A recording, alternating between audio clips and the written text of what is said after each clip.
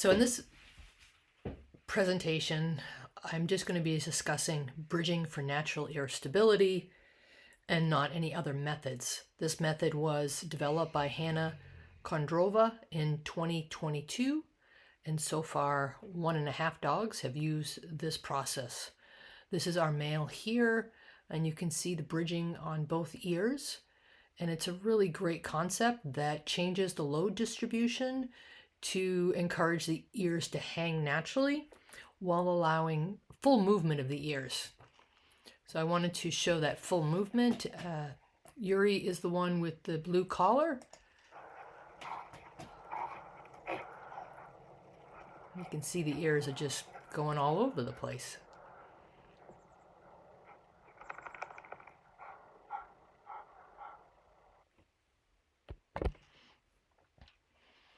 And so because we got Yuri as an older puppy, I wasn't the one that originally did the first bridging with him as a puppy. Hannah was. And so I'm just been maintaining the hair bridge, which will break occasionally. Also, occasionally, I will think it needs tightening, or in one case, I made it too wide. This is the first time I've repaired a hair bridge with the glue. And you'll notice that it's actually the vertical fold in the ear I repair is quite pinched. So that's why I opened it up the next day using some extra hair from his back leg to extend the bridge. The next day I shortened it because it was too open. Copy decks.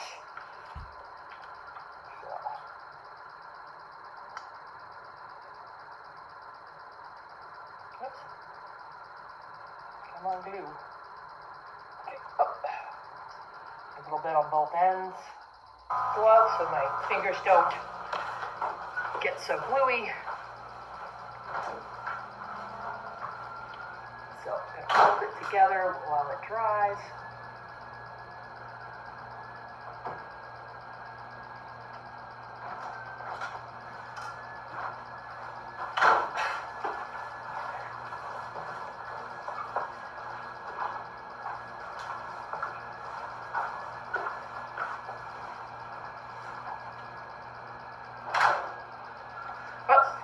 Hold still. Starting to set up already.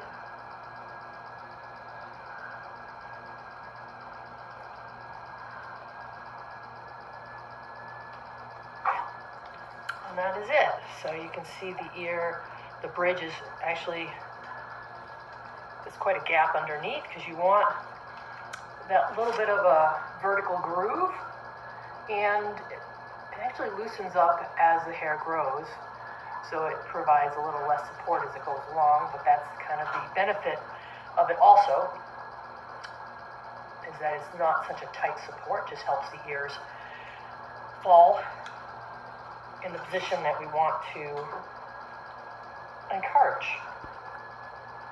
There it is.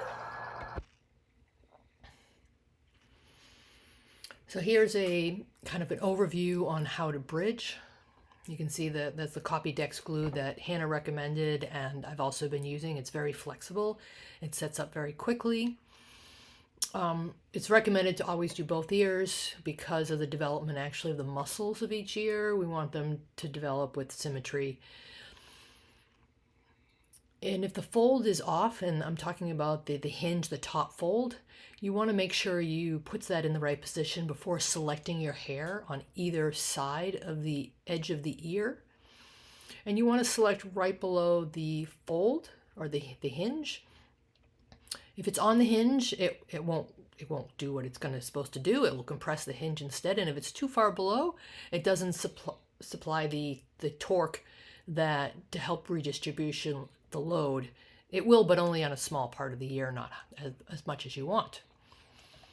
So you want to pick a little bit of hair on the edge. Ideally, you want this to be 1/4 inch to 1/2 inch below the fold. But if you have it on the head side a little bit lower than the top side, than the outside of the ear, then it provides a little bit more inward direction of that load stability. The picture above is the first giant that ever had ear bridging done to it. And it's probably pretty hard on a puppy to select the original hair to grab. But you can see the ear on the left side of the picture does look like it's a little lower on the head side than on the far side. And that's probably your best for pulling the ear, keeping it against the cheek better. But again, it's probably very hard on a puppy to select it and start off with, which is why Hannah has actually little pieces of tape around the ear bridge. I think that's to help keep the glue from going all over the place with the puppy, but it's not necessary. And you can see here, this is Yuri on the bottom right, and he has no paper. It's just hair and that glue creating that hair bridge. Also, you want to, when you set it, have that little bit of vertical groove in the ear, but you don't want it to be pinched. Also, you want to make sure the hinge on the top, the fold, is not pinched also.